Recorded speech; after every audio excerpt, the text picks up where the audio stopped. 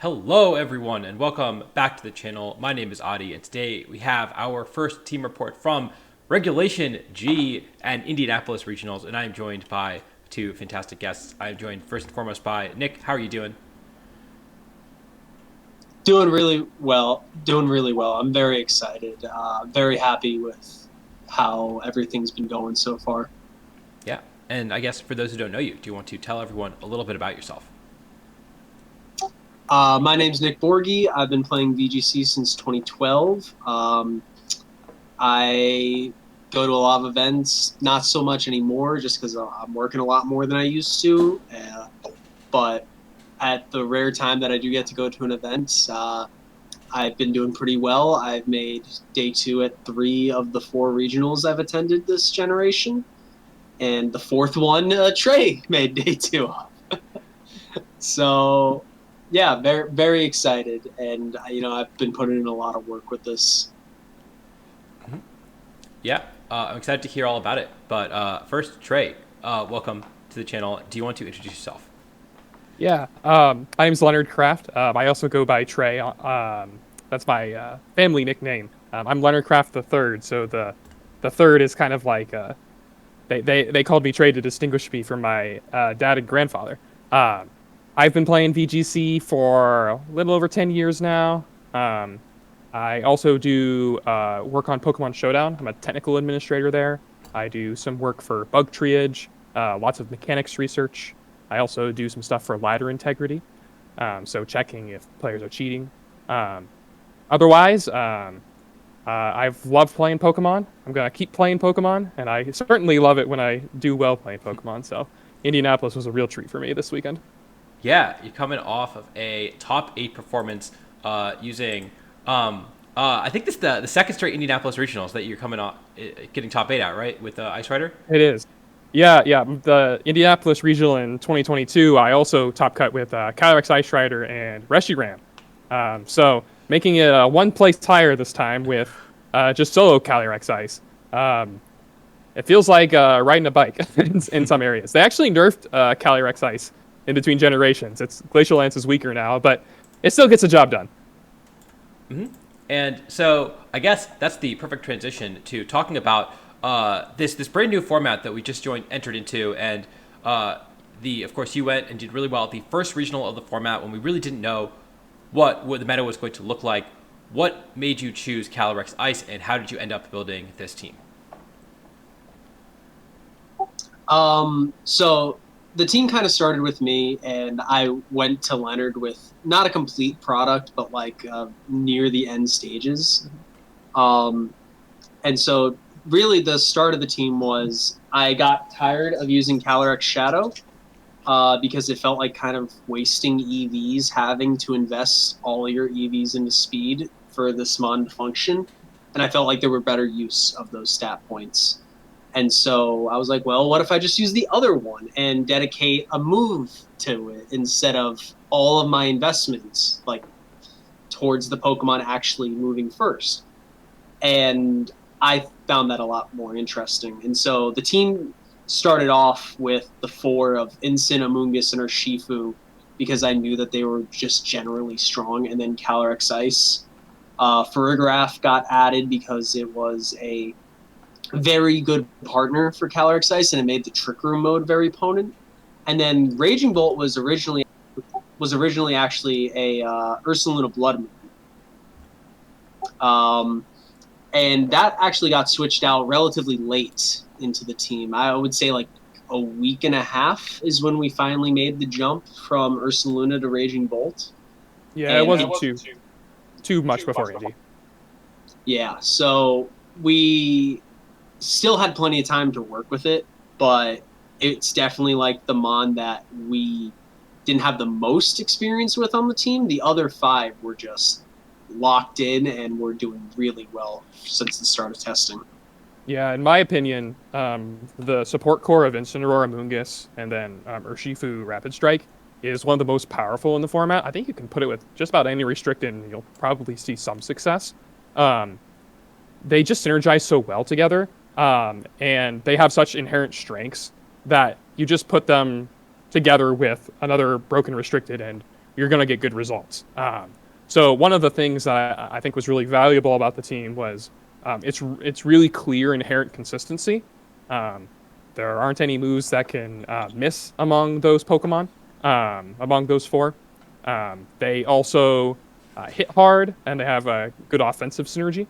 The water and ice is good. Raging Bolt is really good with the Calyrex Ice. The Bolt Beam combination is very strong. And for Rigorath, I thought really put the team together in covering for some matchups that otherwise would have been pretty hard for it. Yeah. And I think this is, you mentioned the Instant, Urshifu, Amoonguss, Calyrex core. I feel like those four always seem together, and I think Justin's told me that he thinks Calyrex Ice is the best Pokemon to enable that form, Threemon core. And so, yeah, we see a lot of it. We see it. I think it was maybe the best performing restricted overall this weekend. So it was definitely a very, very strong call at Indianapolis. So talk me through, obviously, and you and Justin did the best out of anyone with that core. So I want to hear all about the details of the team. Talk me through the individual Pokemon and why they have the items they do, the movesets they do, and the why they're trained the way they are. Yeah, Nick, if you could go first and talk about the Incineroar, because I think that that being max speed is, I think, one of the details that you identified really early on as valuable to the team because of not really so much in its matchup against other Incineroar for like getting a fake out first. That doesn't really matter with Armor Tail, but because of how it matches up into some of the slower restricteds. So Incin was made turbo very early on in the team. It was kind of looking at it an impulse pick. It was like, oh, I think this would be really good. I hadn't tested it yet, but I was like, in theory, this should work.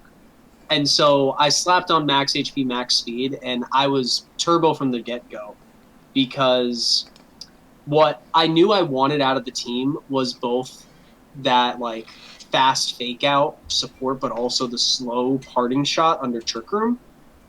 And Incineroar was great for supporting that. It was a very easy way to get Calyrex Ice in and Ursaluna in. But what really made it so good was its synergy with the balance core, because you were able to parting shot off of Terapagos. You were able to knock off Terapagos, Groudons, Kyogres even sometimes. What really ended up selling me on it was just how consistent it made matchups into these bulkier teams, especially like other Calyrex Ice teams that ran this core, or those really bulky Terapagos teams where if you knock off an item very fast and then you can just basically shut it down with parting shots and spores, clear smogs, whatever you need. So I think Turbo Instant was by far our biggest tool into the balance matchup, and I'm very glad that I was able to identify that on day one of building the team. Yeah, so some of the most important things that you can outspeed with it as well. You might say, oh, well, Terapagos can just run a little bit more speed and it'll outspeed it. But just statistically, we knew that wasn't the case. So we kind of had a hunch of how this would work just from practicing on Showdown. But even from like objective data in Regulation G Best of 3 from Showdown, that we can see, like, for example, using Georgian's tool. He has a spreadsheet tool that allows you to kind of analyze like the distribution of stats, for example. And for Terapagos in particular, you can see, for example, that there's a bunch clustered at high ladder at about 120 speed, and a bunch that are slower than that too. Now, there are some that are going to be faster. There's some that are going to be max speed, but those are going to be like choice specs. You can't outspeed those. But it turns out that you do outspeed a lot of Pokemon. For example, one of the ones that's pretty relevant to outspeed is Lunala. You can knock it off before it goes for the Power Meteor Beam. That won me a round just by itself. Just caught my opponent off guard, and I just won almost on the spot. Other things that is really nice outspeed, for example, is Golden Go. Our team is kind of Golden Go weak, so being able to outspeed and hit it with a really high damaging move for Flare Blitz or Knockoff, perhaps before it expected to take the attack. If we do, for example, like Fake Out plus chip it in some other way, it might not expect us to be max speed, and so then we can just get the knockout. But other Pokemon that you're always going to be faster than, like Modest Pelipper, Raging Bolt, being able to parting shot before those has a lot of value. And like Nick said, It's also common for Incineroar to set up Trick Room on the first turn with Fake Out Trick Room, and then having the fast Incineroar in Trick Room means you have the slower Parting Shot. For example, I can Parting Shot into opposing Incineroar to hopefully catch them after they use Parting Shot, or to potentially avoid taking a knockoff on Calyrex on switch in or something more devastating. We did end up switching the EVs on Incineroar from max HP to something with more defense. Adding that additional defense allows us to take Surging Strikes better with the Citrus Berry. So before it was pretty bad. I think it was like 80%, something like that. This improves it to about 90%. It also means you're just going to survive -1 close combat with no trouble. And we still have enough HP to survive some important special hits, like, for example, a +1 or a Specs Terra Starstorm from Terrapagos before it terastallizes. So broadly, the spread is a little bit more physically bulky than just 252 HP, and didn't lose too much on the special bulk either. Yeah, apparently it does die to a Terra Starstorm, as we found out in top 4. No, it does. That was after Fake Out. That was after the Rocky Helmet chip from Fake Out. So yeah, very fair. Yeah, so I knew it was going to die in that match, but yeah, not being able to survive that, for example, is kind of bad. So you do lose out on some calcs in exchange for max speed, but overall it was definitely worth it. I think I caught off, like, there were plenty of matches where just having max speed Incineroar really just punished people who weren't taking those few extra EVs to outspeed it. Another example of a Pokemon that you can outspeed that you probably shouldn't be is Comfey. Normally Comfey can outspeed with its Tree Edge boosted attacks because it gives them +3 priority.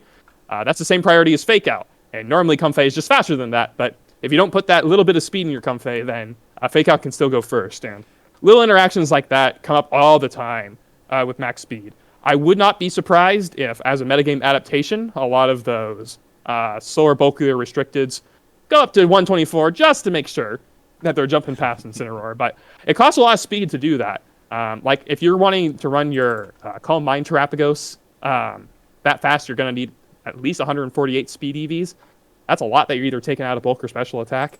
I know that set isn't as popular as the Specs one was at Indianapolis at the high tables, but still, the general principle is the same. Like, it's going to cost you to get that much speed. So even with players knowing that max speed Incineroar was a possibility going into the event, I think it was, like, known to be a thing.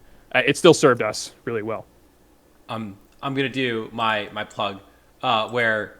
So we're talking about Jory's stats, which are super cool. And you can do this for any stat for any Pokemon, and that's just on his Twitter. It's just a spreadsheet, which is super useful. And I made my own thing that was very similar, based on the same stats, the Chaos stats from the Pokemon Showdown. That actually just shows the speed stat of all the Pokemon cumulatively. And if you click on a Pokemon, like I was doing, you can actually see exactly what their distribution of speed is, which I think is pretty cool, and that's available to my channel members. So if you want access to this, you know where to find it. This is from April, but yeah. And funnily enough, max speed Incineroar. I remember I lost my Worlds win-in at 2022 Worlds to a max speed Incineroar, outspeeding my Regieleki and Tailwind. So yeah, definitely a Pokemon that definitely a Pokemon that can catch you off guard if you're not ready for it, and always really scary because yeah, getting that fast knockoff is going to disrupt so many things. If you can knock off even the Terrapagos, if they don't hit that, I think it's 123 speed, right? Mm-hmm. If they don't outspeed that, right, you knock off their choice specs, they're doing a lot less damage. You knock off any number of things. Slow Parting Shot and Trick Room, yeah. So definitely a really cool adaptation. I am curious to see whether or not we see more of it, or whether people continue to run the slower ones that we've traditionally seen. But yeah, tell me about some of the other Pokemon and why they are trained the way they are. Yeah. We can go through some of the basic ones. So, for example, Calyrex Ice is really straightforward. Its speed stat is probably the most interesting thing. We identified in our practice that it seemed pretty likely that when we were playing the Calyrex Ice mirror match, so against, for example, opposing Calyrex Ice with Pelipper, We would commonly be fighting them out of Trick Room. We didn't like fighting in Trick Room if we could help it. And so being naturally faster than those is kind of important. We don't do that always, but I think in all but one of my matches at Indy, I was faster. We didn't choose to be 31 speed IVs, just so that way we could kind of tell always, like, okay, my Calyrex moved first. I know, like, this is what the speed order is going to be. It's not a guessing game where we might have just happened to speed tie with at 70 stat or 71 stat or something like that. I'm pretty confident that not very many other people are going to be running that unique 29. It also means you underspeed King Gambit in Trick Room, for example. You're not like messing around with like ties with that. That can be kind of awkward. But otherwise, you definitely want to max out your attack on Calyrex Ice. You want to make sure that +1 or a Helping Hand Glacial Lance is knocking out, like, for example, Specs Calyrex Shadow. Or you like want to 2-hit KO it through like Friend Guard if it's like Wolfset with Sash and Follow Me or Friend Guard support from Clefairy. I couldn't find any really meaningful calcs outside of just running max HP for Spidef, so that just made the most sense to me. But the speed stat I thought was generally useful just for being faster than opposing Cali Ice. We tended to be the faster Cali Ice in the mirror. Do you have any comments on that, Nick? Yeah, usually we ended up being the faster Cali Ice. Not always the case. Burns was running a faster Cali Ice. I think he was just adamant. 31 IV. Maybe I'm wrong on that, but it was honestly just really good because it's such a bulky Pokemon. 100, 130, 110. No, 150, 130. Sorry. Yeah, that's insane bulk. Yeah, it's pretty insane. So you just max out the lowest of its defensive stats, which was HP, and you max out attack. A big thing that I am super in on, and I don't quite understand why other people aren't, is close combat on Calyrex Ice. It was added back when Ursaluna was on the team because it didn't really need the double ground coverage, but it stayed past when Ursaluna left the team because it was just so good. It's a single target, 120 base power move that cannot miss in a great offensive typing. Obviously, ground typing on the team is missed a little, but with even just the slightest bit of chip, a fake out, a pollen puff, a clear smog, flare blitz recoil if they hit into something, you are able to one-hit KO almost every single Incineroar with close combat. And even if they're not chipped, you can still one-hit KO most Incineroar with close combat. It's just usually safer to get the chip than not. And then, in addition, this kind of goes into the ethos of the team where we were trying to minimize variance as much as possible. And having a move that can miss on your biggest damage dealer is such a setback, especially if you're relying on it to land that turn. And so we wanted to avoid that as much as possible. There's also a little bit of synergy with Clear Smog on Amoonguss, which we can talk about more later, so you can reset your own drops, especially if an attack boost won't necessarily help you the rest of the game. You can get rid of your own drops, so you can take hits better, side Pollen Puff, and overall it just keeps keeps Calyrex Ice way healthier than it would. And you're really just offsetting the negatives of having close combat. I think it's such a strong move, and it's such a consistent move. I don't really see a reason why you don't run it. Yeah, close combat is it just does more damage. And so why wouldn't you want to do more damage? The reason would be is because you have the defense and special defense drop. But as long as you just think ahead, you'll be just fine. I would much rather close combat an Urshifu and be able to knock it out from like 50% than have to use high horsepower, worry about missing, worry about not KOing, and like potentially take more damage from the partner. Calyrex is so bulky that there's a lot of times where you can just close combat things, and it doesn't even matter that you took the defense drops. You're still not going to be knocked out by the opponent in return. So close combat just made more sense. It does make us weak to Golden Go. I'll tell you, I don't like fighting Golden Go without high horsepower, but other than that, I think close combat is very worth it for us on our team. I mentioned this on Tub Takes, but I think that with the new format, a new generation, you have to really reevaluate everything. And in last generation, we'd always run the ground move on Calyrex. It was a no-brainer, but that was largely because you have Max Quake, and Max Quake was such a broken move. But yeah, now I think a lot of people have kind of defaulted to the same old set that they'd always run, that they are comfortable with, without really thinking about how the metagame has changed. And yeah, like you said, not only that you have a better damage range into Urshifu that matters a lot more now that you can't just get a base 130 power move, but also you hit Tarapago super effectively, Yes. which is, as we saw at this regional, one of the biggest metagame threats. So I think this is a definitely something to keep in mind that I think people may have overlooked going into this regional. Yeah, and I loved it. I thought it was great, and it was very useful in practice as well. It was just, it's consistent. That's the big thing. It cannot miss. That was my favorite part about it. It cannot miss.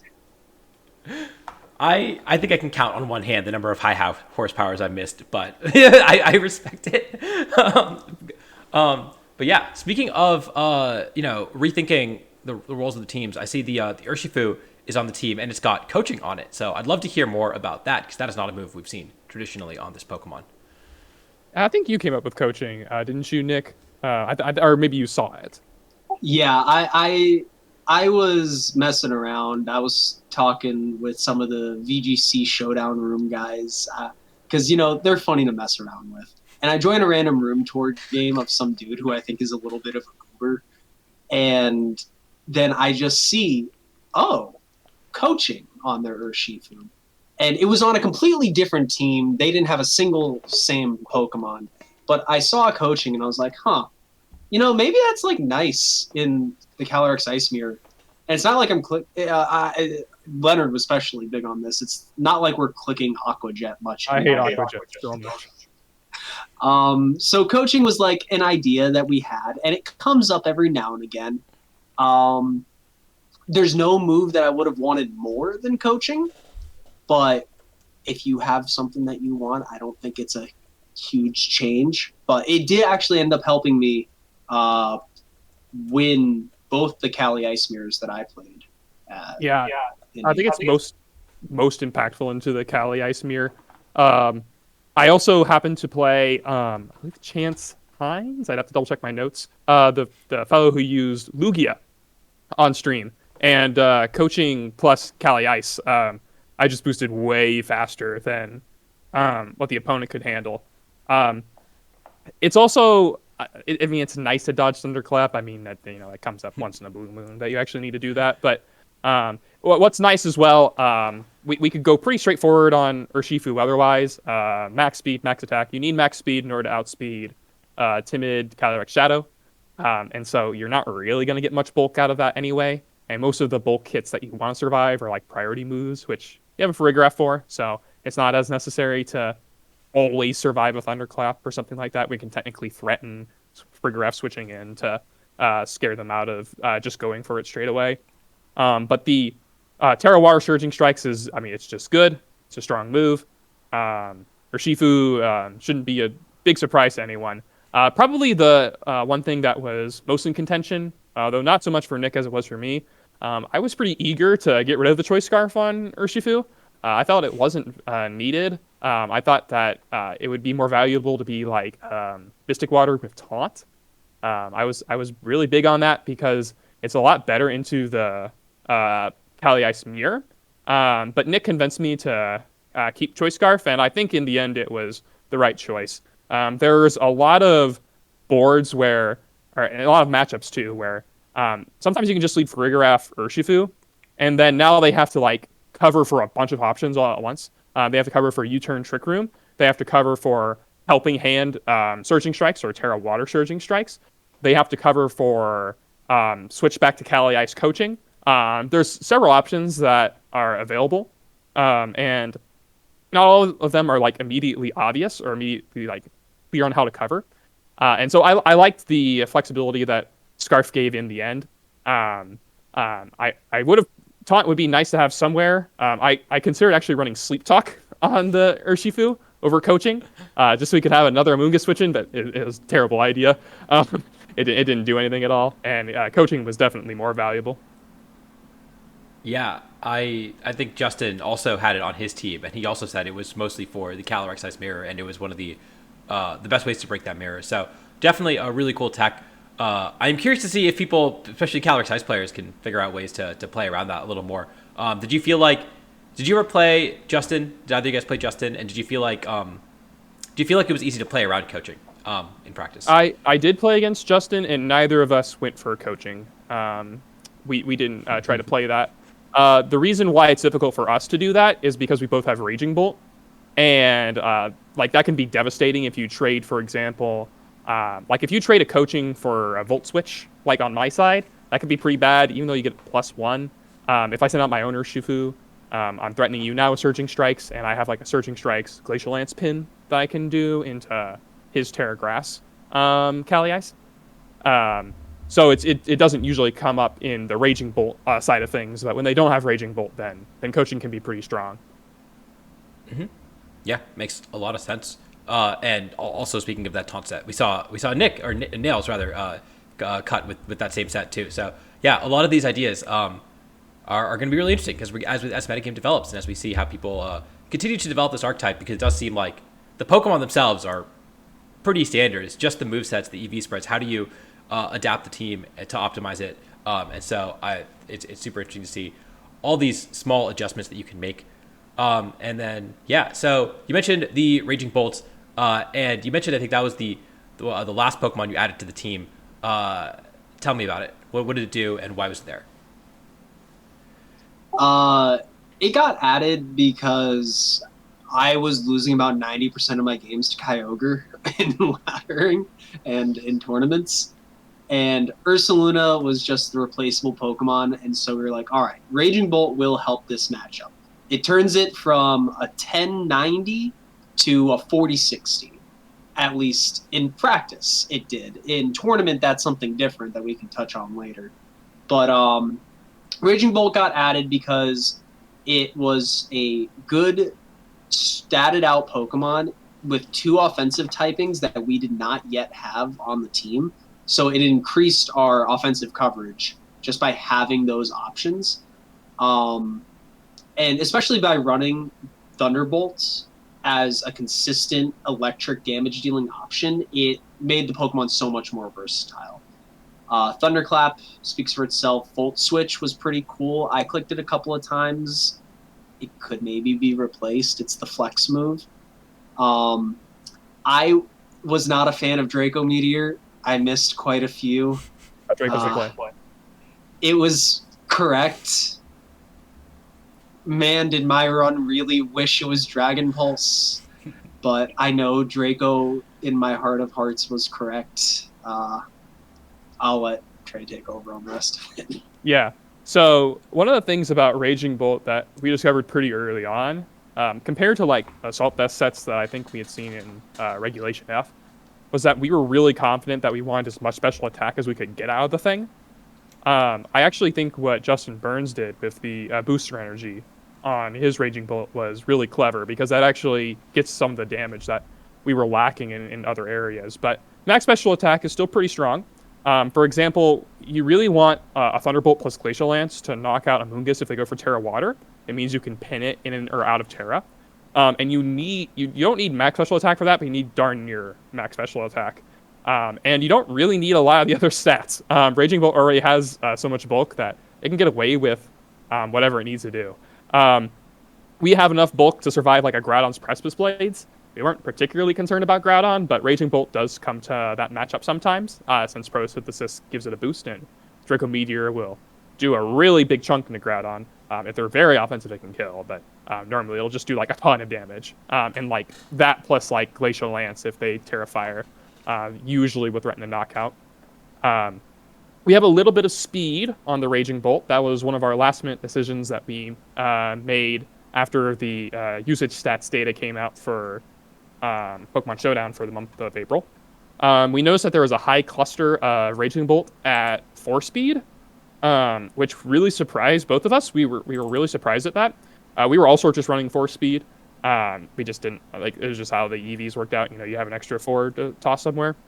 And And so we're just like, oh, we'll just bump it up one, and it actually came up. I actually was outspeeding opposing Raging Bolts, and that just like blew me away. That like that little bit changed it. Now, in fairness, we could have gone a lot more too to be even more confident. We're only outspeeding like the really really slow Raging Bolts. We're not gonna be outspeeding all of them, obviously, with just 12 speed. But I was pretty happy with the investment we had there, and then. The bulk is just distributed. We had the special attack and the speed. I just plugged the remaining stats into a calculator that generates what's supposed to be the most efficient spread relative to surviving an attack, and that's what it spit out. And I checked it and it looked fine. So that's why it adds a little bit of extra SPDF as well. But yeah, Raging Bolt also with Terra Electric I think was pretty useful for that same reason. You want the extra damage with it a lot into a lot of matchups. For example, it's not uncommon for Raging Bolt to be fighting opposing Calyrex Ice, and so being able to hit it with Thunderclap, if you can hit with something else, then, if you hit with Thunderbolt, Terra Electric Thunderbolt, hit it with something else, then you can probably put in a Thunderclap range. That's pretty huge. So I liked it for that reason. But yeah, Raging Bolt was just a solid Pokemon. It has a lot of stats. Can't go wrong with a lot of stats. Mm-hmm. Absolutely. And that's just you got the Calyrex size, which is another Raging Bolt in terms of stats. So you got all the bulky Pokemon, I guess. And then speaking of bulky Pokemon, the last two Pokemon are Farigiraf and Amoonguss. So I'll let you pick which one, the ordering there. But yeah, tell me about those two guys. Let's do Amoonguss, Nick, and talk about the Focus Sash. Yeah, so Amoonguss got added because it's Calyrex Ice's best partner. It's a very bulky Pokemon, and it's a very no-nonsense Pokemon. Once again, it's meant to fit into a theme of just anti-variance. And that's what inspired the item on it, which a couple people mentioned. It came up a couple of times for me at the regional. It came up a lot in practice. I don't know how much it came up for Leonard. Came up from time to time. The thing that changed the most was how I was able to play with it. I was able to play a lot more recklessly with it, knowing that, yeah, I just always survive one hit here. Yeah, and so Focus Sash was just a really good anti-variance item. It lets you play a bit more liberally with the Amoonguss to start, but it's also like, oh, they have a -2 Incineroar with that is about to throw off a Flare Blitz into me. There's nothing I can do to stop it. I'm at full HP. They get a critical hit. We still live. And so it's very good, especially just into everything that's running around. There's so many nuke options running around. Miraidon is able to OHKO some Amoonguss sometimes, and so being able to Rage Powder 2 attacks away ends up being pretty big in that matchup. Sort of, and we could talk about that later. Yeah, Discharge kind of throws that plan out the water, but yeah, otherwise, Amoonguss also is, it's just a generically bulky Pokemon. Since we don't need to survive any particular hit, it meant we could focus on 3 KOs with the EV spread. So it should be knocked out by Astro Barrage in 3 hits. That's the big one. And then also Groudon's Precipice Blades. Again, we don't really care that much about Groudon's Precipice Blades, but it's not a ton of 3 KO calcs that you're looking at on a Sash Pokemon. The speed was also something that was debated. We knew we wanted to be slower than Clefairy. We didn't want to have any after-use shenanigans where the Clefairies after you went before the Amoonguss while we clicked Spore on something for some reason. We ended up going in a similar logic to why Calyrex had a unique speed stat. We just chose 1 under Min. I think Min might have been better. It doesn't really matter too much. But knowing like which Amoonguss is faster can be relevant because if they are threatening a Terra, then you know if you can like Spore them under Trick Room or if you like hit them with a Glacial Lance as they switched in, you know whether or not like follow up Pollen Puff. We'll just always be able to knock it out afterwards. So we picked just another unique slat that was slow, but otherwise. The only other unique thing about Amoonguss is Clear Smog. Clear Smog came up. Usually it was into Terrapagos. You could use it into Zamazenta if you scared it into Terrestrializing. You could use it versus versus opposing Cali Ice after you've slept them. You can like remove their boosts. If you like Terra Water, then you can like slow them down quite a bit. Sometimes that comes up. Sometimes you can do plays where you like use Draco Meteor with Raging Bolt, side Clear Smog, clear those boosts away, so you can follow up with another attack. Like Nick mentioned, you can also use Clear Smog to remove defense drops from close combat. So it had a decent bit of utility in attacking both the opposing Pokemon and our Pokemon.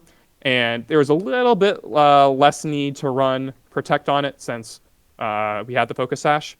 One thing that was kind of interesting about the team overall is the only Protect on it is the Calyrex Ice, and that's honestly the only one it needed. Having Protect is useful as a general move, but we have like a bunch of pivoting moves on our other guys, and all the other Pokemon like have reasons for not having Protect. Calyrex Ice is the only one that really needs it. That's the one that you're most commonly doing, like Protect plus Pivot to get a board state. That's preferable. We didn't do that as much with Moongus, so Clear Smog was a fine move. I liked using it. Mm-hmm. And then last but not least, we have the Farigiraf. So tell me about this Pokemon. Farigiraf is really nice because Armor Tail is pretty great with Calyrex Ice. It's kind of the tech slot that it ended up being. It was by far the least brought Pokemon, at least in my run. Yeah. It was a lot better in practice, I'll say. In tournaments, it didn't quite live up to what it was supposed to be doing. That's how I felt personally. So if there was a slot to change, maybe it's Farigiraf going forward, although I still really do like it on the build. It's a good normal type that is able to take just a lot of hits. We're invested almost entirely in the bulk besides the nature, but Trey will get to that later. Safety Goggles is kind of our ad hoc Amoonguss answer. We get to switch in on it. We get to Psychic it. We get to just sit in front of it. The most important thing for this Farigiraf that ended up coming up was the speed stat, where we are 1 point slower than our Calyrex Ice. So that way, under Trick Room, if our Calyrex Ice gets spored, we're able to Uproar and immediately wake up our Calyrex Ice. And it was super important that they were 1 stat point apart, just because we didn't want to risk anything being in the middle. How will that affect things? We want to be able to wake up, attack right away, have that 1-2 punch. Uproar is also the most inconsistent move on the team. Yeah. So it didn't get clicked a lot, but it got clicked enough, at least in my run, to warrant its slot. The Terra type is kind of iffy. I didn't ever Terra Dragon. It's supposed to help in the Kyogre matchup. It really doesn't. That's something you can change as well. I would say even change to Terra Fairy, because we barely played any in practice, but there were a lot more Regidrago in this field than what we were expecting. There wasn't a ton in ladder or in tournaments, and so maybe Terra Fairy would have helped. It would have helped my run again when I played Grant. But yeah, try out different Terras. Dragon was in theory there to help, but it can be switched up. Yeah, so the logic with Dragon was into Kyogre matchups. If they had, for example, or most common at the time when we were playing, for example, like Kyogre or Rillaboom, we wanted to make sure that we could resist both attacks. We didn't want to be water for that reason. We didn't want to be grass because we didn't want to be weak to, like, for example, Kyogre plus Tornadus, or we didn't want to keep the Pollen Puff weakness. That could be problematic. Farigiraf was best when it was fighting against Calyrex Shadow, which happened for me exactly 1 time throughout the tournament. So it didn't get brought a lot. It was also useful, like Nick said, as an emergency spore answer. I know some of the Calyrex were using Terra Grass as their emergency spore answer. I didn't care much for that. The reason why is because at least you're really open to Incineroar Will-O-Wisp. Otherwise, you can, like with our Calyrex, you can just Terra it and just completely ignore Incineroar for the most part.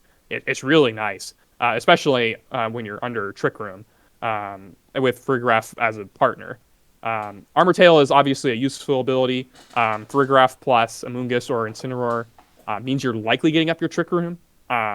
There's some combinations that can get around that, but not a ton. Frigraph's bulk was made in line with that Kyogre goal.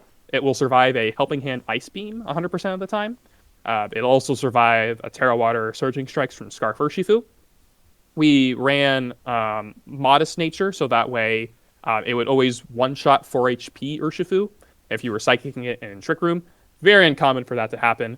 It would also deal over 50% to Amoonguss that were EV to survive, for example, a Sash Calyrex Shadow Psychic. So it would pretty reliably get the 2-hit KO there, especially with Calyrex occasionally blocking the berry from Amoonguss from going off. As Nick also said, Uproar is it's not a good move, to put it mildly.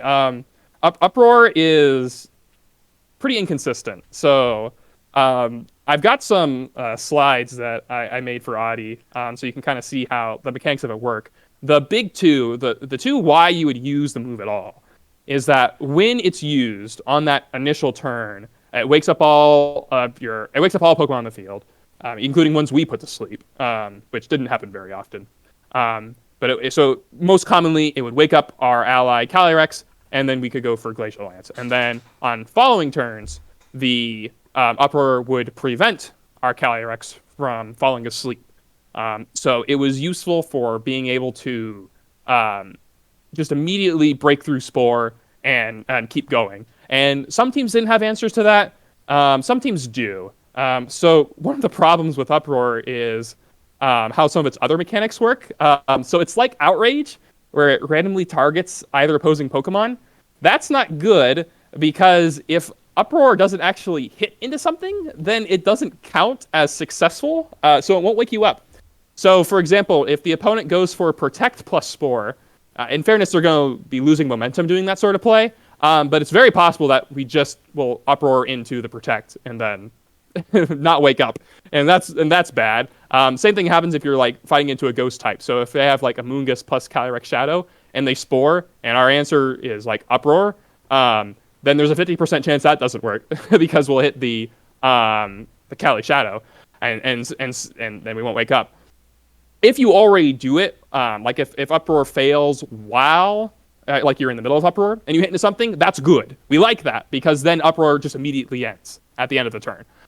So it's kind of like Outrage in that vein too, where if you Outrage into a Fairy type or Protect, then the Outrage stops, and that's what we want. We want Uproar to work one time, and then that's all.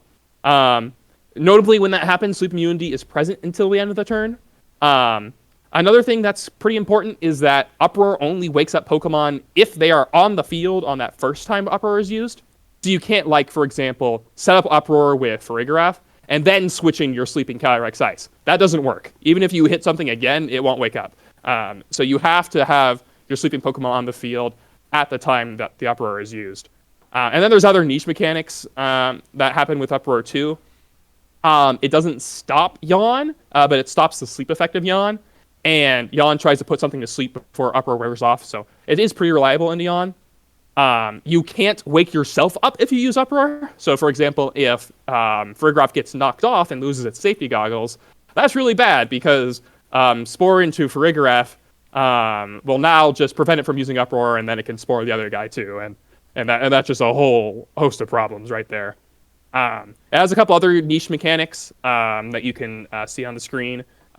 Probably the only other one that's interesting, that's relevant, is if there's multiple sleeping Pokemon on the field, Upward won't wake them up in speed order. It's a kind of a jank order instead. That doesn't matter. You just have to know that it's not speed order, so you're not learning anything. But also, that would never happen because we're not using Uproar while the opponent is asleep. We're using Uproar while we're asleep.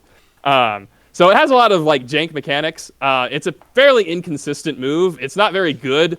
But it's better to put all of that anti-Spore in one slot, rather than, I think, needing to commit the Terra. I really like Terrafire on Cali Ice. I was a huge fan of Terrafire. It made me really bulky into a lot of matchups, and like I said, blocked Will-O-Wisp, let you just wall Ensign. Fantastic. I love Terrafire. I was Terrafiring my Cali Ice most of my games. It was very common for me to terrestrialize it. And so having Uproar as an emergency way of doing that, and then you don't have to run like something stupid like Alchemy. Alchemy's bad. So if you're going to run Cali Ice in this format, one of the things I think that's very important for your team to figure out is how are you going to deal with Terra Water and Mungus. Like you need to be able to figure out how you're going to deal with that as a Cali Ice player. Uproar is a very shaky but it does work. It can win you some games.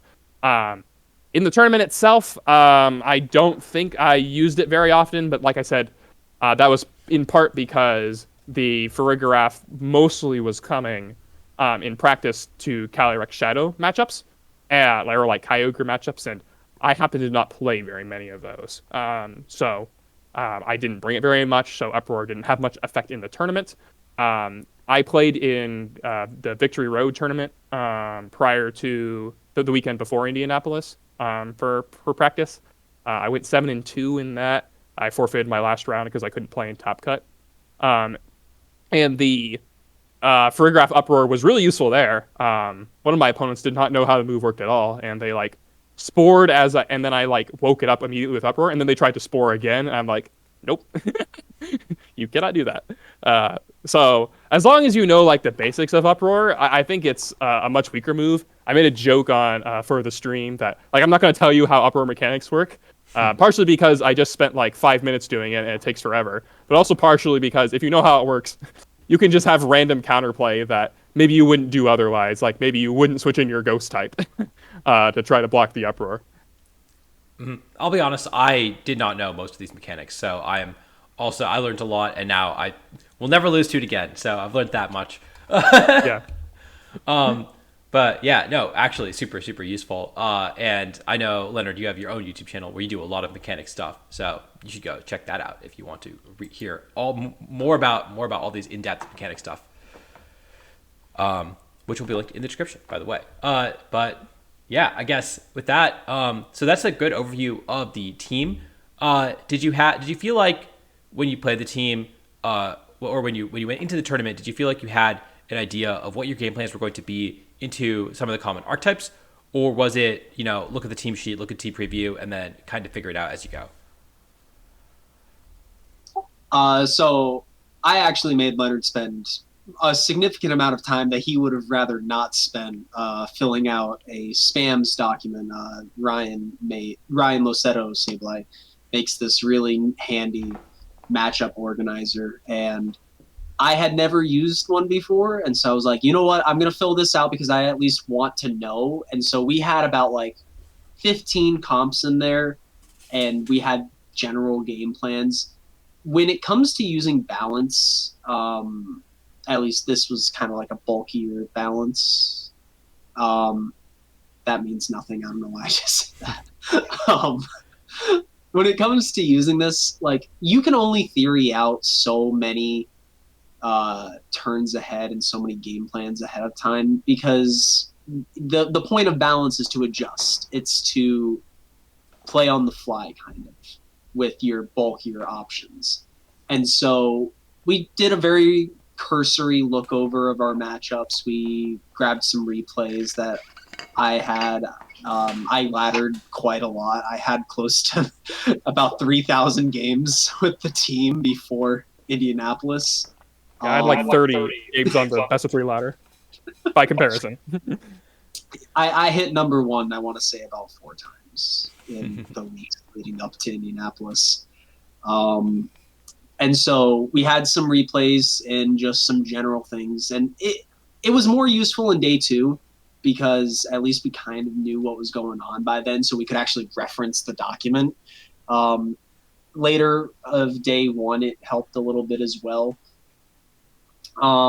So yeah, we knew our general matchups, and we knew how we're supposed to play into them. I think when it helped the most, especially, was Trey's round 13 against Luca, where he had Koraidon, which was a team that we had prepped first. It was in our doc. I pull it up real quick, and I'm like, oh, Terrifier, Calyrex plus Incin, and we just never let them hit us, and we win. So it was pretty general matchup documents. We didn't go too in depth with everything. Yeah, I can give some broad overviews of like how we'd fight into different archetypes. Yeah. Versus Calyrex Shadow, you tend to want to have Farigiraf up front. You try to not let it go down. As long as you can survive like one psychic move in the end game, you'll typically get up 2 Trick Rooms. That's pretty useful, so you can bring Farigiraf, a support, Kali Ice, and then either another support or Urshifu. Versus opposing Kali Ice, that was the matchup I was most worried about. I felt like I was losing a lot into balance and into the mirror, excuse me. And so I really wanted to game plan into that. We identified that like using Raging Bolt early was pretty powerful. We liked doing Raging Bolt, Incin, Kali Ice, and Urshifu. If we found that they were trying to set Trick Room, then we could bring a Moongus as an adjustment. Versus Calm Mind Terapagos balance, we like to do Urshifu Incin up front with a Moongus and Kali Ice in the back. You could just parting shot them, U-turn, turn 1. It really slows them down. You spore them, clear smog them. Eventually, their Terapagos won't be able to move or do anything, and then we just click Lance. Those are the big 3. Other matchups, Miraidon stuff, usually we wanted to set Trick Room and Lance through them. Amoonguss was useful in getting that set up, unless they have Discharge, in which case Kali Ice takes 80%, and then it's like, oh, okay, we need a new game plan. Versus Koraidon stuff, it was usually pretty straightforward. You'd want to, again, it's get your Kali Ice and Trick Room. Versus some hyper offense Kali Shadow stuff, you can sometimes do Urshifu up front. If they have, like, for example, Mienshao, that can kind of be problematic, like Terra Ghost Mienshao. Technically, walls are Kali Ice. So you can just Surging Strikes and get rid of that guy, and then you can just set Trick Room and Helping Hand through them. I don't know, what are the other restricteds? Groudon is not hard. Kyogre is tricky. Sometimes versus Kyogre, what we would like to do is just lead with Urshifu and just close combat into it, and just deal like 80%, so that way its Water Spout was a lot weaker. Sometimes we could lead with Raging Bolt. In my top 8 set, we took a gamble that our Incineroar was going to be faster, and that was really beneficial to be able to knock off its Assault Vest item. So Raging Bolt could do even more damage into it. That was extremely useful. A great example of the value of Turbo Incineroar. What are the other restricteds? You've covered most of the big ones, I think, other than maybe Zamazenta is the other one that I think could be really good. Oh yeah, Zama. Yeah, I thought Zamazenta was impossible. So the team that made top 8, I actually fought it on ladder, and it was like double wide guard, Terra Grass, Zamazenta. I'm like, how do you beat this, Nick? And Nick's like, no, it's easy. And then like every other Zamazenta I fought in practice was like easy. Basically what you do into it is, one of the funniest things I like to do into it was I like to be Raging Bolt Urshifu, and I would do like Surging Strikes, Thunderbolt into it turn 1, and if they were Terra Water, then turn 2 I would just like Thunderclap, Terra Water Surging Strikes, and they couldn't do anything. That was really funny. Otherwise, Amoonguss was really good into it. You can do Spore, Clear Smog. Amoonguss's health matters a lot in that matchup. We were considering running Terra Ghost on Incineroar for that, and we decided that it wasn't necessary. Terra Grass ended up generally being better. I was a big fan of Terra Grass. It had just generic defensive utility. I used it to survive like a Specs Electro Drift one time with like 8 health, but it survived. And it could sometimes be useful into Kyogre as well. But yeah, Zamazenta wasn't a huge deal for us. If they were the double wide guards, I think it would have been problematic. I wouldn't have been very eager to fight Kinu in top 4 or top 8, excuse me. I think it would have been playable. Yeah, something I really want to stress is, as much as we theoried out matchups, nothing ever quite goes the way it's supposed to, especially in theory. We were very, very scared of Kyogre teams. It was by far our worst matchup. We had about a 40% win rate versus it in practice, whereas everything was at least 50 or above.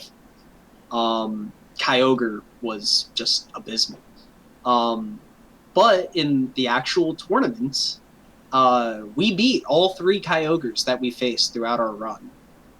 Trey, I think, played one in day 1. I played one, and then Trey also won in top 8. And so something that we, at least that got in my head ahead of time, was that the player only does so much. The team only does so much. You really have to be playing a mixture of both. Like when it came to my set versus Ashton, I looked at it and I'm like, oh, well, this is an auto loss. It's Kyogre and Reggie Drago. I don't really know what I'm supposed to do here. And so I can talk about that one more later, but it really just comes down to sometimes you have to just play the player as well. And I think we did that as well in top 8 when we identified that they didn't know how fast our Incineroar was. It ended up being very huge there because they didn't go like their faster Tailwind mode. That would have been a bit scarier. They went the bulkier route because they didn't see ways for us to deal with it. At least that's how I thought about it. Mm-hmm. Yeah, definitely. I mean, what the saying in combat sports is everyone's got to plan until they get punched in the face, right? You got to plan until you see a slight difference in the team sheet, or you get crit or whatever, and you got to figure it out. And you know, for what it's worth, it's the type of team where you've got the tools. It's not very linear. You've got, you can't go wrong with instant shroom with multiple pivoting moves with all these base stats. And so, hard matchups are hard matchups, especially early on. I feel like everyone finds holes in their teams, but I think one of the reasons that you managed to do so well is that even though you didn't maybe face the metagame that you expected, you had all the tools you needed to win a lot of games. And so I guess with that, let's talk about the tournament experience. And Nick, you alluded to a couple of your matches, so I'm going to pull up your schedule first because you did not nearly do quite as well. But give me a couple highlights from your run. So I will say, and I don't mean this in any way to discredit my opponents because all my opponents played well. I got a bit of the shorthand. The team is meant to be anti-variance. It's anti-variance as much as anti-variance is. And my opponents played very well, and I did not play perfectly. I'm not going to say that. But when you draw the short end a couple more times than you're able to account for, it ends up hurting. And that kind of happened in my losses, as well as my opponents playing very well. So it's not woe is me. It's I tried my best, and it just wasn't my day, is how I've been putting it to myself, maybe in my little bit of coping. But really, I played some incredibly strong players. I fought Riley round 2 at 1-0, which was not the start to my day I was looking for, but we played a very good set. 3 games. He had Calyrex Ice, Incineroar, Ursaluna, Raging Bolt, Urshifu Water, Ogerpon Fire.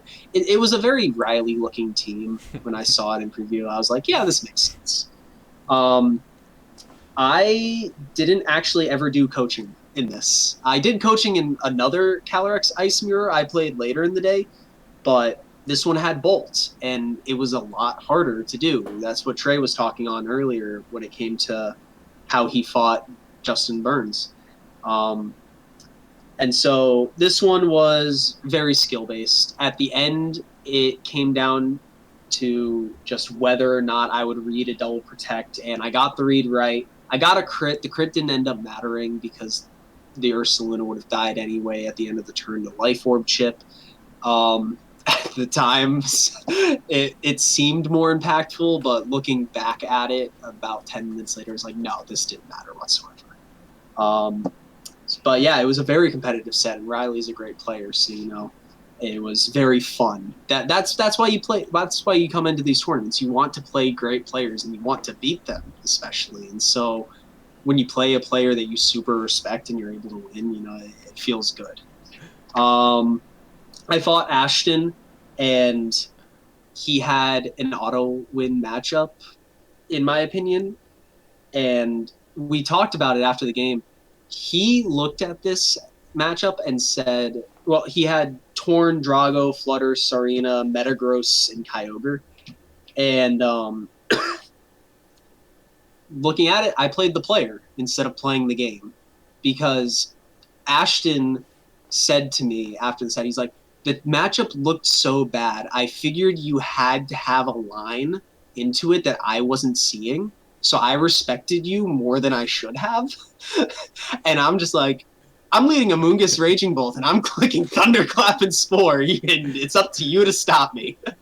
And so he didn't quite. He over respected me. If he had disrespected me and just went for big attacks, he would have won. And he did that 2 games in a row.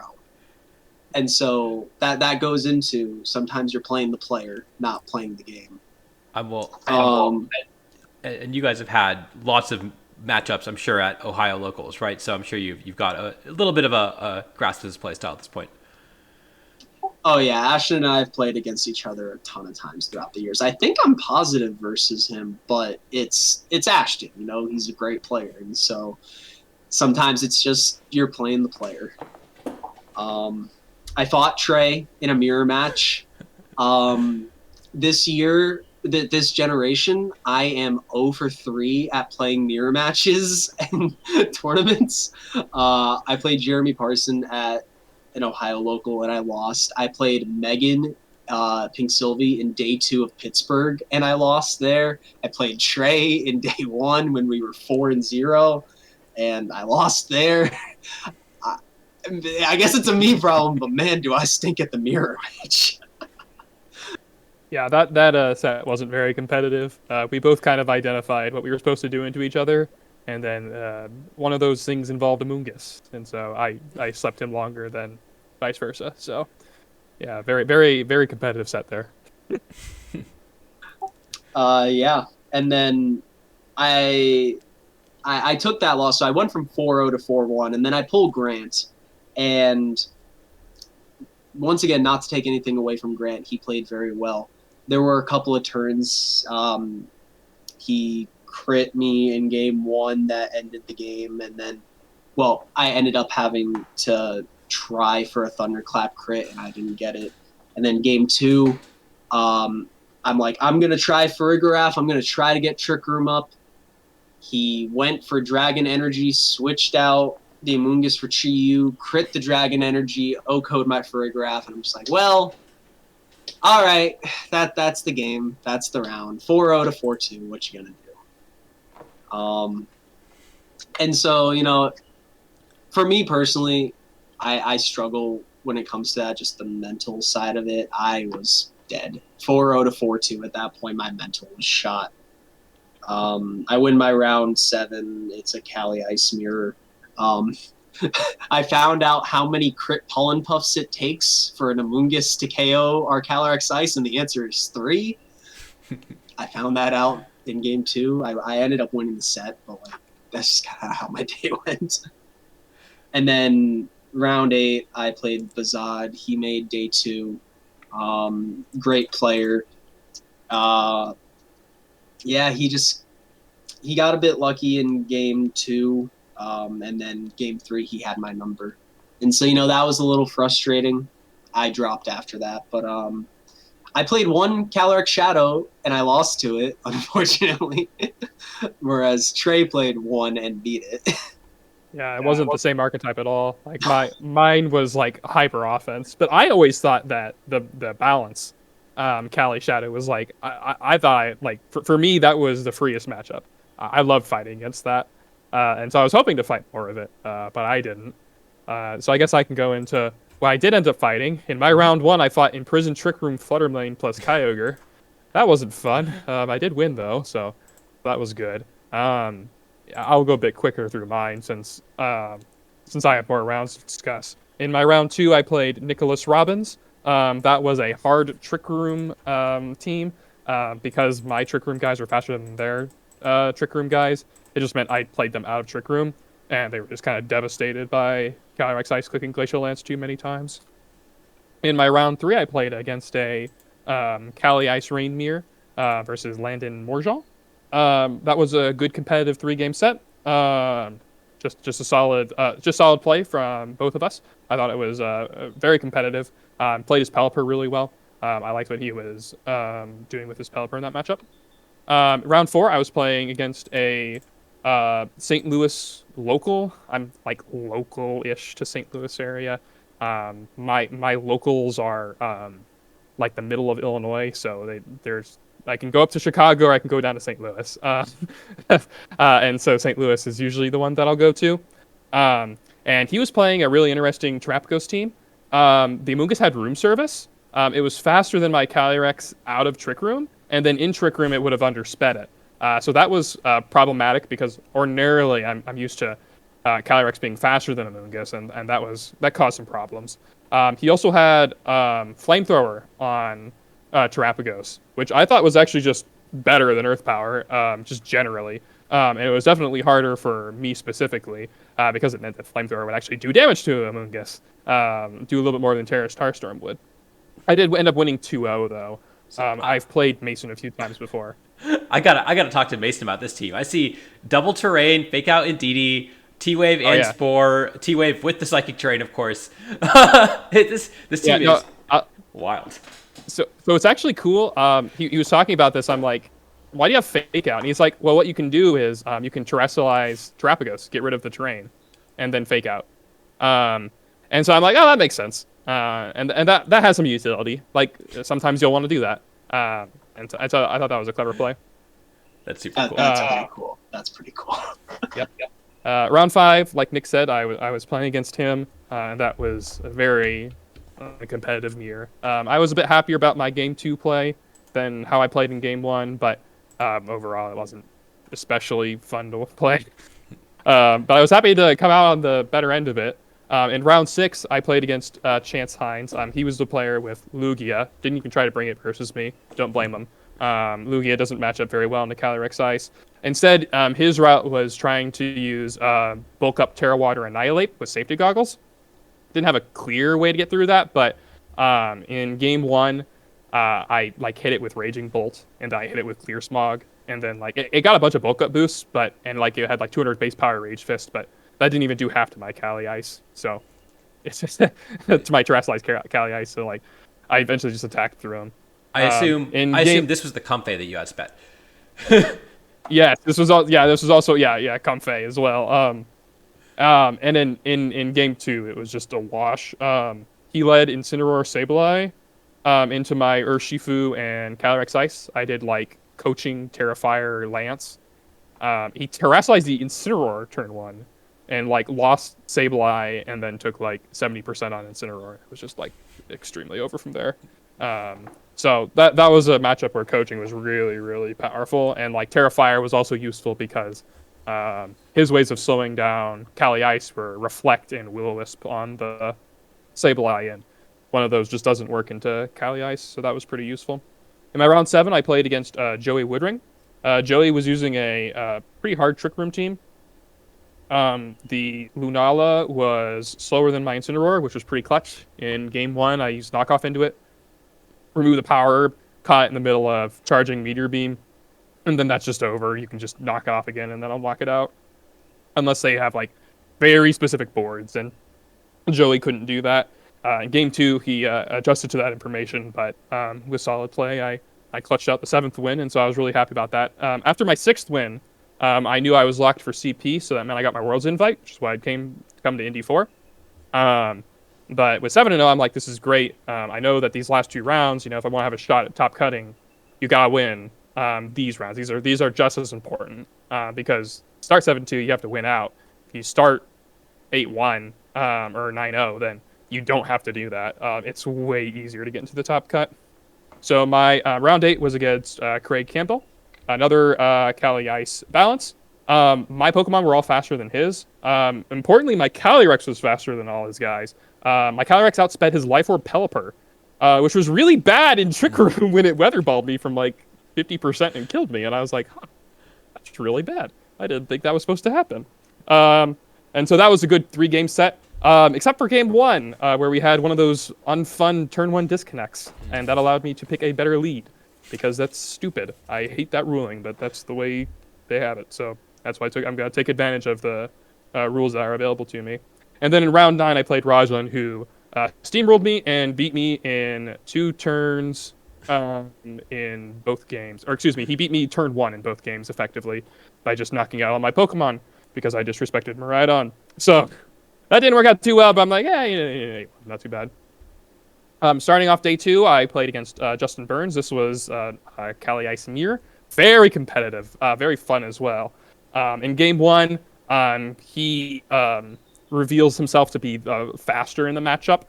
His Calyrex Ice is faster and plays that really effectively. I lead like very poorly into him as well, and he just like steamrolls me in game 1. In game 2, I adjust by leading more into Trick Room, using my Amoonguss to punish Justin's side a bit more. In game 3, I expected him to adjust to his own Amoonguss. So I adjusted to Farigiraf to account for that. But Justin played it really well by slowing me down enough to where by the time I was clicking Uproar, it was the final turn of Trick Room, and I was too far behind. I used Uproar, like Lance. That worked great. But his Cali Ice had plenty of health left. Was able to use Lance, hit Farigiraf, and then Lance again. And that put me really far behind. Very well played set though. Very competitive. A good warm up to start the day. In round 11, I played against Alex Imfubi. I'm sure I have the last name wrong.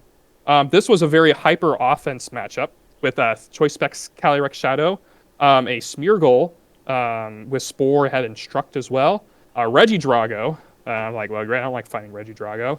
A Taunt Urshifu Water. That's not good. And Imprison, Trick Room, Safety Goggles, and Didi. And so I'm like, well, great. What do I do versus this? In game 1, I didn't know. So I got steamrolled. In game 2, I adjusted. He was fond of leading with Regidrago and Indeedee. Turn 1, what I did was I led with Urshifu and Calyrex Ice. Used close combat into the Regidrago to either force a follow me or weaken its Dragon Energy, so I could then go for a follow-up Glacial Lance. By knocking out the Regidrago, my Farigiraf was very solid in the back. Farigiraf was really good into Smeargle because it had the safety goggles. It was good into Indeedee because Indeedee can't do anything. It can imprison, but that's all. It's good into Urshifu because Psychic does a lot of damage and he's giving me Psychic Terrain. And it's good into Calyrex Shadow because it either resists the Expanding Force or is completely immune to Astral Barrage. I ended up in boards where basically he had to go for Astral Barrage in order to knock out my Calyrex Ice. If he had gone for Expanding Force, it would have been resisted by Calyrex Ice's otherwise terrible Psychic type, but it's very useful for Expanding Force. It would have been able to survive that attack and deal heavy damage back with Glacial Lance. Because he was obligated to go for Astral Barrage, I was able to pin the end game where it was Farigiraf versus Calyrex Shadow and force it to struggle. So that was pretty cool. In my round 12, I played against Chris Large. Chris was using Miraidon Blood Moon. So I was very worried about this because this is what Rajan had just destroyed me with in the day prior. And it had very similar sets. One that I thought it was even worse, it had a Gothitelle with Taunt and Terra Dark and Foul Play. Foul Play is really bad for Calyrex, especially Stab Foul Play. And I thought that was going to be problematic, but instead I just hacked the crap out of him, and that made it way easier. In game 1, I did like fake out Lance into the Miraidon, which Terra Electric, and died due to a crit. That makes things easy when you just OHKO the Miraidon turn 1. A quick interjection. Also, they faked out your Incineroar. Yes. As I faked out the Miraidon. So the Turbo was useful in that information. And in game 2, I was playing to. I did not play especially well. I played pretty aggressively, letting my Calyrex go down. I assumed it would survive a -1 Terra Electric Electro Drift from basically full. It did not. So I was like, oh, at -1, I should live this, right? No. Of course, Miraidon kills it. Why did I even doubt that? So I ended up needing to dodge a Draco Meteor, which I did because my Raging Bolt loves me. And then I hit my Draco Meteor. What a good Raging Bolt I had. So got pretty lucky there. Continuing with luck, in my opinion, I then roll into Luca in round 13 with what I thought was a very favorable matchup. It was Bulk Up Terrifier Koraidon.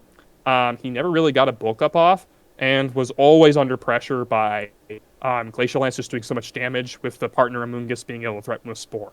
Luca was trying to make very aggressive plays to catch my support Pokemon switching in and out, like trying, for example, to Flare Blitz the Incineroar, covering me going to a Moongus. Some of the times he got those right, some of the times he didn't. And in the end, Calyrex Ice was just too bulky. It wasn't Luca wasn't able to break it in the end. So I was able to win both of those games in a very well played balance matchup, but one that was, I think, clearly in my favor at Team Preview. And then I had a really good matchup in my last round. I rolled Nails, who at the time was completely undefeated, which I was ecstatic about because I knew my resistance would be very good. Even if I lost, I'd have 3 losses, but I would be against the undefeated player. Nick said he wanted to go eat lunch, and so I got the win. So, yay! it's one of those that like again that's like I feel like my schedule comparably compared to Nick, and I'm sure compared to lots of other players in the tournament, was like relatively straightforward. And so that always helps. I don't think any player top cuts without fighting some bad matchups. I don't think any player top cuts while fighting only bad matchups. I was fortunate to roll a lot of good ones on both day 1 and 2. In top A, I played against Shiliang. Nick and I made a game plan to check to see if Incineroar was faster than Kyogre. We suspected it was, thanks to the Assault Vest. Again, normally, like, the restricted Pokemon, they might want to, for example, with Tailwind or Icy Wind, maybe you want to outspeed, like, Scarfurshifu in Tailwind, or maybe you want to outspeed Ogerpon after an Icy Wind. But both of those don't get you past Turbo Incineroar, and after seeing the confirmation with Intimidate in game 1, I knew that I was faster. We had a cool game plan where I was going to chip it with Knockoff and Volt Switch. I could have killed it with Thunderbolt, but intentionally decided not to, so my Calyrex Ice would be in great position to pin with Glacial Lance. By doing heavy damage to the Serena, as long as Raging Bolt was still relatively healthy, we felt pretty good about our end game because we could just thunderclap a lot of Shiliang's electric weaks. And so that played out pretty well in game 2. In game 1, I had a pretty early lead, I think, with some good fake out trades. I was pretty happy about a read I made in game 2 as well, calling Serena coming in and the slot it was coming in on, and using Knockoff in front of Choice Scarf for Shifu with my Incineroar. I felt pretty good about that. And I don't know if that affected Shiliang's mental or not, but that was a pretty well played game for both of us. But I felt like I was playing better more often than not. In top 4, I felt kind of the reverse. Versus Andrew, we had come with a game plan. At game 1, we were going to try to fight out of Trick Room. In game 2, we were going to try to fight in Trick Room. The in Trick Room mode really didn't work at all.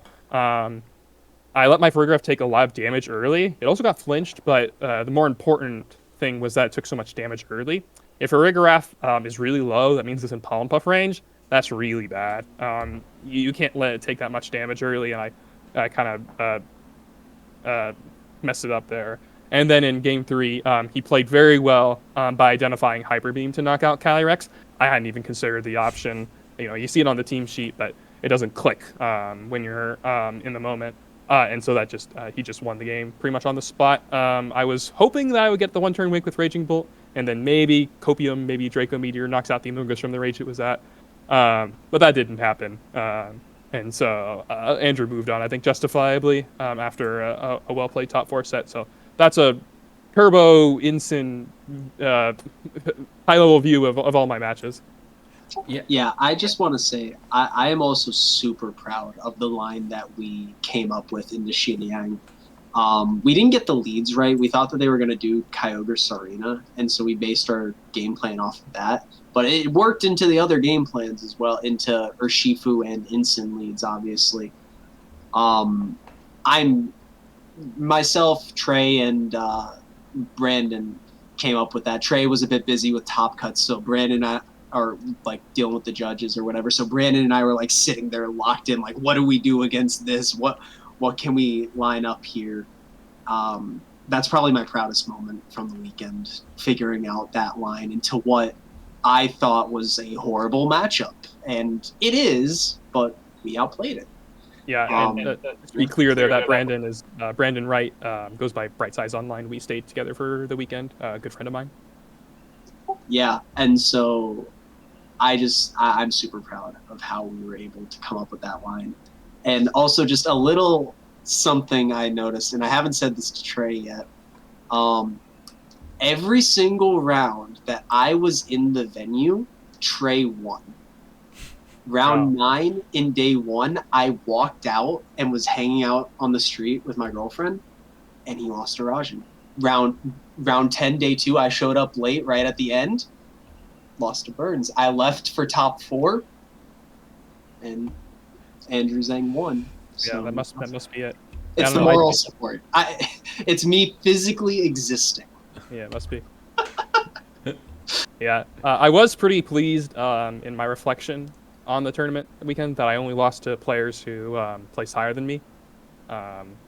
Lost to Justin, Rajan, and Andrew. So that does feel good in some ways. But if you want to win a tournament, then you gotta beat the players. You gotta beat all the players. You can't just beat most of them. So I was really happy with top 4, but I'm hoping that I get another good result soon. I was really happy with the medal too. That's my first medal. Yeah.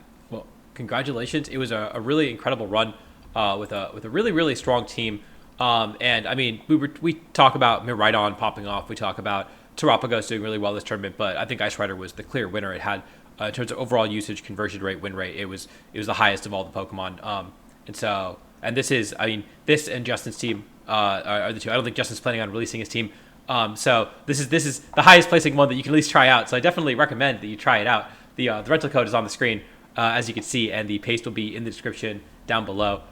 Thank you, Nick, Leonard, for coming on the channel and for doing this incredible explanation about the team. I think everyone learned a lot, and everyone who is looking into using Calyrex Ice, definitely recommend trying this team out. Anyone who now learned about Uproar and will no longer ever lose to it again, make sure everyone say thank you, Leonard, if you learned a new Uproar mechanic. And did you guys have any final words or shout outs that you wanted to give? I can give a shout out. I was really pleased with a lot of the support that I received from different members in different communities. I received a lot of support from St. Louis area folks, from folks in my local area in Illinois, from folks in Kansas City area where I went to college at, and lots of just random folks just saying hey, you did a really good job, congratulations, or cheering me on in the tournament. And of course, I think Nick was by far the most important contributor to the success this weekend. Not only did I basically take the team from him, I provided some input, but he had most of the structure built. But then he supported me throughout the whole weekend. So that was obviously very, very instrumental to my success, and I couldn't have done it without him. I want to say thank you to Trey because I had been building this and I had been working on it for a couple of weeks, and a bunch of my friends kept going like, oh, I don't think this is going to end up working out. It's not a bad team, but I don't think it's something that we're interested in using. And so I sent it to Trey. I'm like, hey, this looks like something that you would be interested in. Do you want to use it with me? And he hopped right on. He was by far the most supportive person I could have been working with. And we just put in a ton of work on this. So it's by far the most comprehensive regional prep I've ever done, and I don't think it would have been possible without Trey. I'm very happy with how everything ended up. I wish I could have done it a bit more justice, but Trey just went above and beyond and gave the team the performance that I knew it could have. In back-to-back weekends too, 7-2 in Victory Road into cutting the regional. I'm just very proud of how he did, and it made me very warm and fuzzy inside knowing that we succeeded. Yeah, I feel pretty confident that different day, different matchups, things could have been flipped around. So overall, yeah, it was a good team. And thanks for having us on, Adi. Thank you so much. Yeah. Thank you so much for coming on, for sharing your team, for explaining everything. And yeah, those are all the questions that I had. So until next time, I will see you all later.